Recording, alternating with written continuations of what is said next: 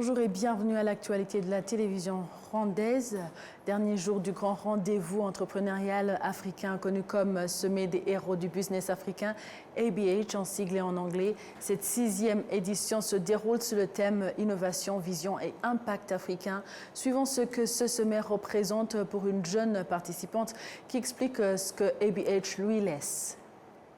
On a appris qu'on peut utiliser l'intelligence artificielle pour faire l'Afrique d'un meilleur endroit. Par exemple, nous travaillons sur une solution de sécurité maniérée appelée MindTech, où nous utilisons l'intelligence artificielle pour non seulement réduire les coûts élevés liés aux accidents, mais aussi diminuer les risques pour la santé. Notre objectif est non seulement de rendre ce secteur meilleur, mais aussi d'encourager davantage des femmes d'y participer. On a été invité d'un projet qu'on a commencé juste par un rêve, là où on a vu des gens mourir d'un accident qu'on pouvait prévenir. Donc on a vu ça et ça nous a touché beaucoup et on a voulu commencer quelque chose. Donc on a parlé à notre école, on a parlé à des investisseurs, à des personnes différentes et ils ont été intéressés par ce qu'on a fait et ils nous ont invités dans cet événement pour nous enseigner que nous ne sommes pas petites pour ne pas réaliser notre rêve, mais si on veut quelque chose, on n'a qu'à faire ça.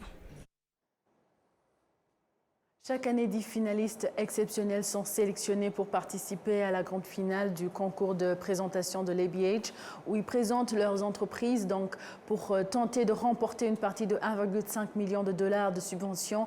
Au-delà du financement, ces finalistes bénéficient d'une grande visibilité grâce à des vidéos de haute qualité, une couverture médiatique et des collaborations avec des influenceurs qui mettent en lumière leur parcours et l'impact qu'ils ont. Les finalistes bénéficient également d'un accès à vie à une communauté exclusive d'entrepreneurs, d'investisseurs et de professionnels et de mentors, donc partageant les mêmes idées. En outre, ils bénéficient de programmes de formation, d'opportunités de mise en réseau et d'un soutien continu pour les aider à développer leur entreprise ou bien leurs affaires et à avoir un impact encore plus important.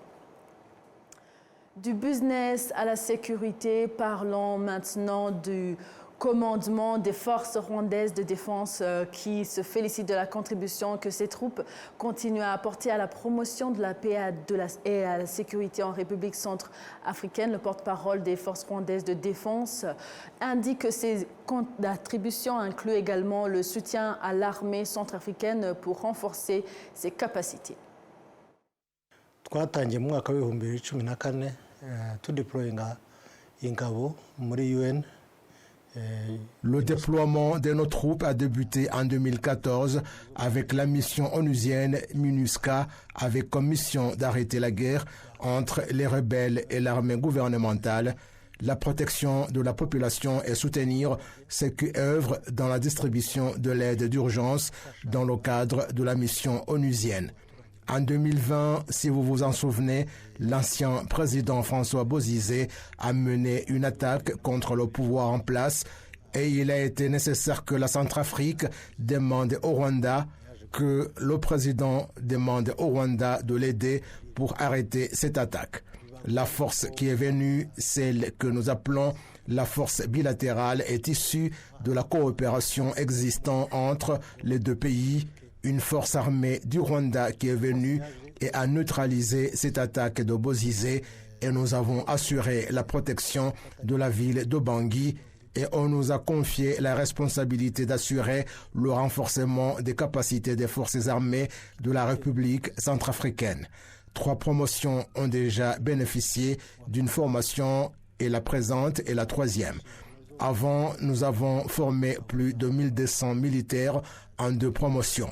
L'objectif est de mettre en place une force d'intervention rapide qui va remplacer notre force lorsque la décision de rentrer sera prise.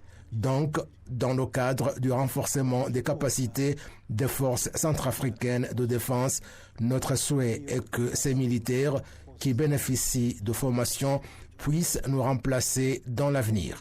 Nous l'édifions et elle se nomme la brigade d'intervention rapide, comprenant ceux qui sont chargés de protéger la ville en aidant d'autres zones du pays pour entreprendre cette réaction en cas d'attaque contre la mission onusienne ou la force bilatérale. Dans cette coopération entre les pays, il y a également des dames.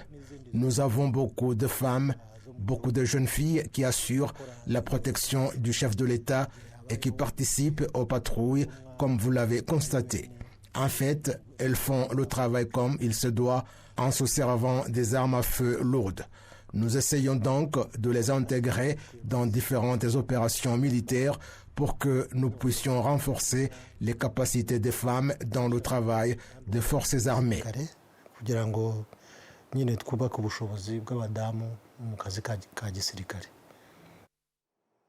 L'organisation de presse francophone au Rwanda, OPFR, en sigle, exhorte les journalistes à contribuer davantage à la protection de l'environnement à travers leur métier, car les défis sont nombreux dans ce domaine. Appel lancé ce samedi à l'occasion d'un atelier de formation des journalistes francophones sur l'environnement. Le point avec Jean-Damascène Manéchim.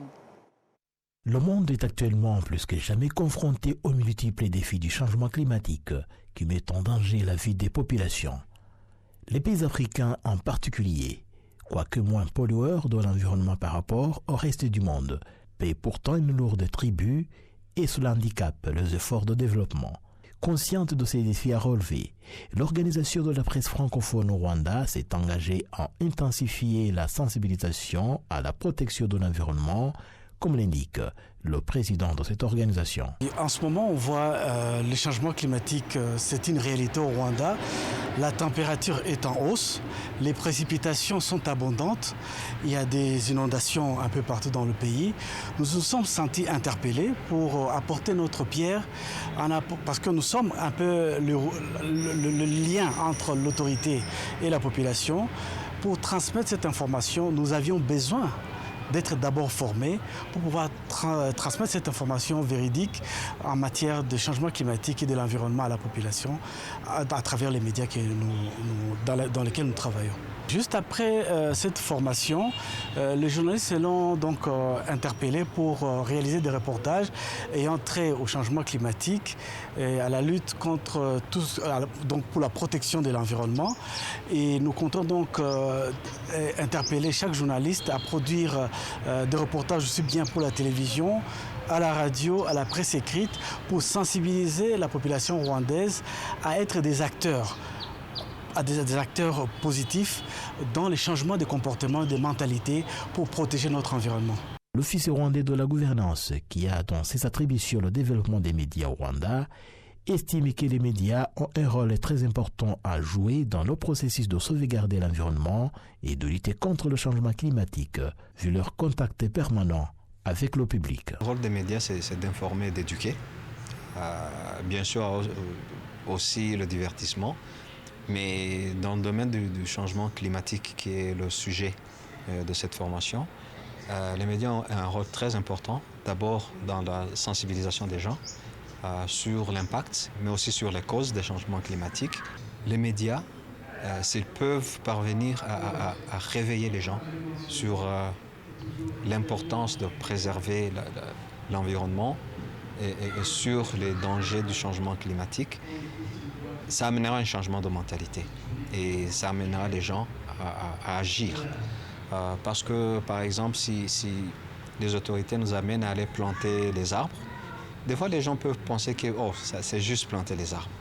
Mais on a des exemples où le fait de planter encore plus d'arbres a sauvé des vies. Parce qu'on a par exemple la région de Bugesera, vous savez que les lacs étaient en train de s'assécher et grâce à l'intervention humaine, plantation des arbres, protection des rives, des rivières, les rivières sont en train et les lacs sont en train de se reconstituer.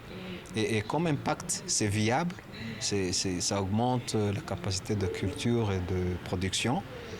Ça, c'est juste un exemple. Donc, si les médias, parce que les médias sont suivis et les gens croient beaucoup à ce que les médias disent, L'ambassade de France au Rwanda, partenaire de l'Organisation de la presse francophone au Rwanda, se dit prête à accompagner des initiatives environnementales, car elle cadre bien avec la vision que s'est fixée la France ces dernières années face à l'urgence de sauvegarder l'environnement. C'était très important pour nous puisque cet atelier de formation il répond à deux priorités qui sont aussi celles de la France. La première, c'est bien sûr la lutte contre le réchauffement climatique.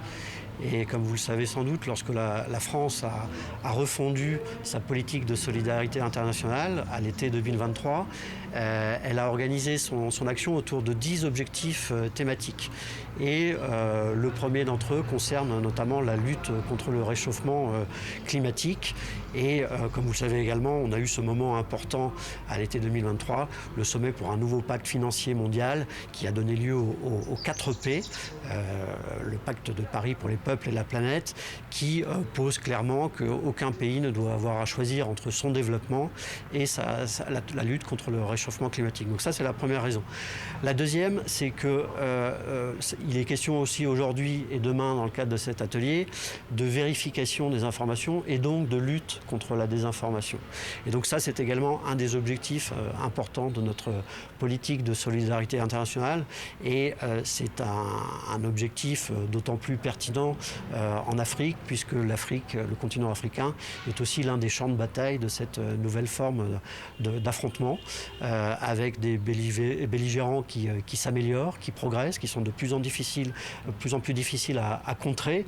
Mais la bonne nouvelle, c'est que la lutte contre la désinformation s'organise elle aussi, et ce type d'atelier organisé par l'OPFR y participe clairement.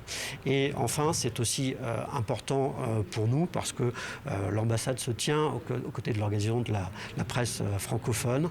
Elle l'a toujours été, et cette action passe notamment par un soutien aux actions de formation de ce type, dont certains ont déjà été organisés l'année dernière, et le soutien aux activités. Organisé en partenariat avec l'ambassade de France au Rwanda et l'Office rwandais de la gouvernance RGB en sigle, cet atelier de formation des journalistes francophones sur l'environnement avait pour thème comprendre les interactions pour passer à l'action.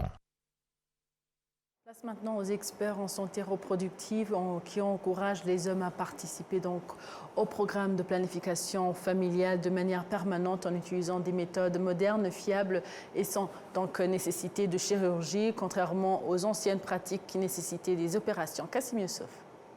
Le Rwanda a pour objectif que d'ici 2030, le taux de recours à la planification familiale atteigne 80% contre 64% actuellement. Selon les statistiques du Centre biomédical du Rwanda, RBC, la majorité des personnes utilisant des méthodes de planification familiale sont des femmes parce qu'elles sont à hauteur de 64%. Il existe également un nombre d'hommes, soit 4300, qui ont pris les devants pour réaliser la planification familiale permanente. Dans leur témoignage, ces hommes affirment qu'ils n'ont rencontré aucun problème pour avoir pratiqué la vasectomie. Ma femme n'a pas pu réaliser la planification familiale suite à des complications que j'ignore, et vu que nous continuons à avoir des enfants, j'ai pris la décision qui s'impose, surtout que même si la peine est partagée, c'est l'homme qui souffre beaucoup. Et puis, on sait qu'on n'a pas beaucoup de moyens dans la ville de Kigali. J'ai pris la décision de pratiquer la planification familiale. Il n'y a pas de problème, je suis dans l'industrie de construction et je travaille bien. Je ne vois aucune complication et ça ne me dérange pas. L'expert en santé reproductive, le docteur Anicette Nzawonima, assure que les nouvelles méthodes de contraception sont fiables en raison de leur mode d'administration et que donc aucun homme ne devrait avoir peur de les adopter. Kwifungisha burundu ku bagabo bikorwa umugabo batamubaze kuko byakorwaga kera. La vasectomie est actuellement pratiquée sans aucune intervention chirurgicale. C'est comme si on enlève une puce du corps en introduisant un petit fil métallique qui va servir de barrière au sperme. Une petite aiguille, je veux dire, qui ne laisse aucune trace, pas de sang, pas d'intervention. Et c'est pour cette raison que ça se fait en très peu de minutes et de manière moderne. Les méthodes de planification familiale utilisées par les hommes sont de 3 types, le préservatif, la méthode naturelle et la méthode permanente. Le responsable du programme de planification familiale au Centre biomédical du Rwanda, RBC, Joël Seruchacha, indique qu'ils poursuivent la sensibilisation afin que davantage d'hommes participent à ce programme.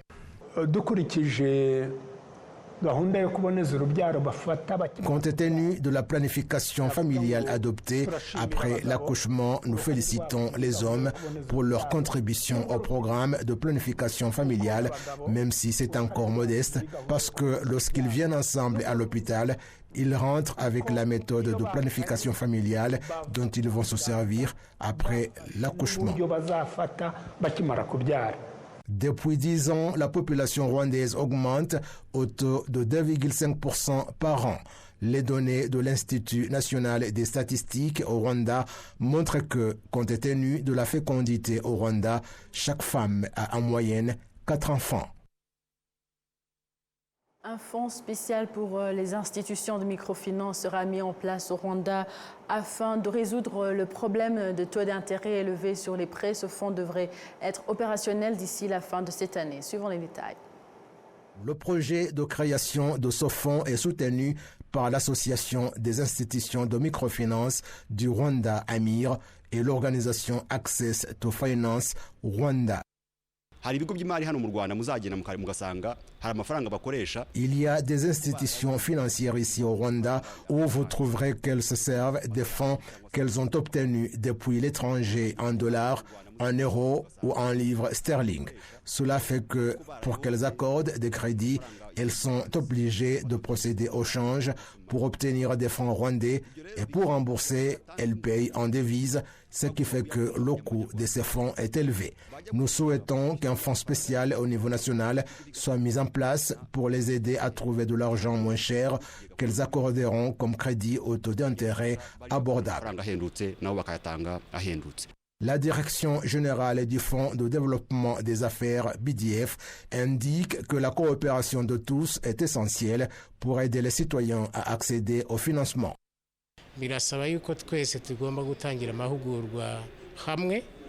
Cela exige que nous débutions en même temps le renforcement des capacités, sélectionner ensemble les gens qui y participeront pour que tout le monde puisse avoir la même idée sur cette formation. Il faut donc une bonne collaboration avec les institutions bancaires et financières.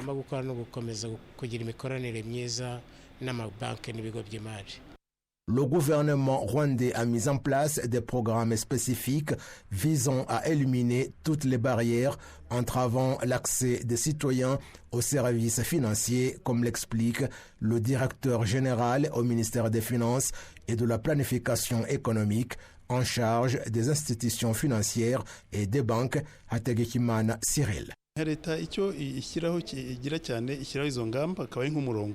Le gouvernement met en place des mesures en tant que ligne directrice visant à éduquer les gens à mieux se servir des services financiers et créer des organes qui aident les gens à les utiliser. Par exemple, le BDF est en train de se perfectionner davantage. Le problème des taux d'intérêt élevés sur les prêts est souvent mentionné comme l'un des principaux obstacles pour ceux qui ont besoin de financement pour développer leurs projets, en particulier les femmes et les jeunes qui souhaitent lancer des petites entreprises. De nombreuses institutions de microfinance offrent des prêts avec des taux d'intérêt entre 18 et 24%. On continue avec l'actualité pour parler du ministère de la Justice qui indique que depuis le lancement de la politique de résolution des conflits sans recourir aux tribunaux, donc Alternative Dispute Resolution. En 2022, le nombre de cas en souffrance dans les tribunaux a diminué de 9%. Cependant, le ministère souligne qu'un grand nombre de Rwandais doivent encore se familiariser avec cette approche et l'adopter. Une des principales difficultés rencontrées par ce système est la perception de certaines personnes qui estiment que la justice complète donc, doit nécessairement passer par un juge. Le ministère de la Justice a demandé aux journalistes dont l'impact est significatif de les aider à diffuser les avantages de cette politique auprès du grand public. Et maintenant, je vous encourage à suivre ce que Mbonela Théophile, secrétaire permanent du ministère de la Justice, explique.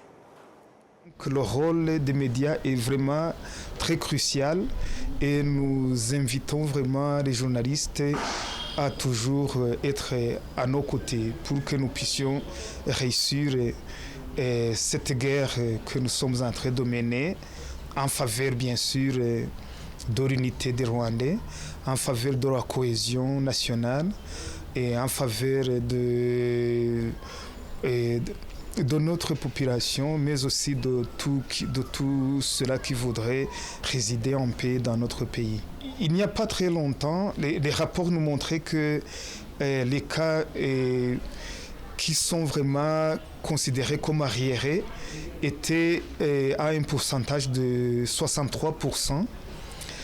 Mais une récente évaluation nous montre que les cas ont baissé de 63% à 54%. Ce qui veut dire que grâce à la pratique de cette justice, donc la mise en œuvre de cette justice alternative à la justice des cours et tribunaux, nous sommes en train en fait de voir les cas qui régorgeaient dans les cours et tribunaux diminuer, ce qui nous donne en fait la force de toujours continuer à multiplier nos efforts dans la mise en œuvre de la politique. L'autre cas que je pourrais peut-être donner, c'est la population carcérale aussi. Je veux dire que vraiment, les rapports que nous recevons commencent à nous montrer que le taux de surpopulation a vraiment réduit et cela aussi nous montre que c'est grâce à la politique donc alternative de gestion des conflits, parce que il y a beaucoup de cas en fait qui commencent à être résolus de façon convenue entre les parties et à travers ce mode alternatif de résolution des conflits. Cela donc nous dit que même si nous n'avons pas encore fait une étude sur peut-être la cohésion nationale comme résultat, mais nous nous disons que le fait même que, du moins pour ces aspects qui ont des statistiques, le fait que quand même il y a des améliorations, ça nous laisse penser que normalement il va de soi si les gens résolvent des conflits de façon amicale. Cela veut dire sans doute que vraiment il y a une sorte de réduction de tension entre les populations par rapport à s'il y avait si les cas continuaient à augmenter, des cas qui sont résolus par les cours et tribunaux, parce que là ce sont en fait une tierce personne qui vraiment tranche en dernier lieu, ce qui veut dire que la satisfaction de toutes les deux parties n'est pas vraiment du tout certaine. C'est par ici que prend fin l'édition d'aujourd'hui. Merci à vous tous qui étaient au rendez-vous d'actualité de la télévision rwandaise. J'étais avec Amandine Dikumasabo. À la prochaine et d'ici là, portez-vous bien.